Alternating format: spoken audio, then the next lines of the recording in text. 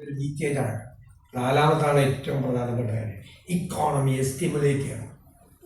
ഇക്കോണമിയെ stimulate ചെയ്യുന്നത് എങ്ങനെയാണ്? Investment, activities.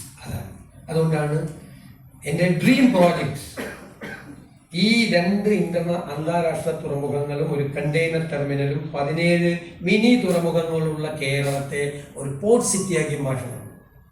ഞങ്ങൾ അതിനകത്ത് സ്റ്റഡി നടത്തിയിട്ടുണ്ട്. അതിൻ്റെ പ്രോജക്റ്റുകൾ റെഡിയാണ്. അത് മാറിയാൽ കേരളത്തിൽ വലിയ മാറ്റം ഉണ്ടാവും. എംപ്ലോയ്മെൻറ്റ് ജനറേഷൻ ഉണ്ടാവും. എക്സ്ട്രാ നമുക്ക് ഫില്ല് ചെയ്യാൻ പറ്റും. നമുക്ക് ടൂറിസം സാധ്യതകൾ വർദ്ധിക്കും.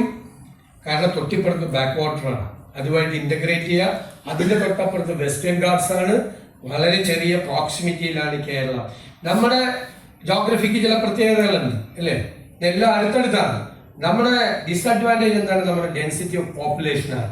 നമുക്ക് സ്ഥലമില്ല എന്നതാണ്. അതിനൊരു ലാൻഡ് മാനേജ്മെന്റ് ഞാൻ നോക്കിയപ്പോൾ ഇഷ്ടംപോലെ സ്ഥലമുണ്ട്, വെറുതെ കിടക്കുകയാണ്. ആരും കൊടുക്കൂല, ആർക്കും. ഒരു ഡിപ്പാർട്ട്മെന്റ് മറ്റേ ഡിപ്പാർട്ട്മെന്റിന് പോലും കൊടുക്കൂല. തർക്കമാണ്. ചേട്ടനും അനിയനും തമ്മിൽ പൂപ്പടത്തിയെ കുറിച്ച്, അതിർത്തിയിൽ നിൽക്കുന്ന പൂപ്പടത്തിയെ കുറിച്ച് ഒരമ്മ മറ്റ് 2 മക്കളും തമ്മിൽ തർക്കിക്കുന്ന കണ്ടിട്ടില്ലേ ചില സിവിൽ കേസ്? അത്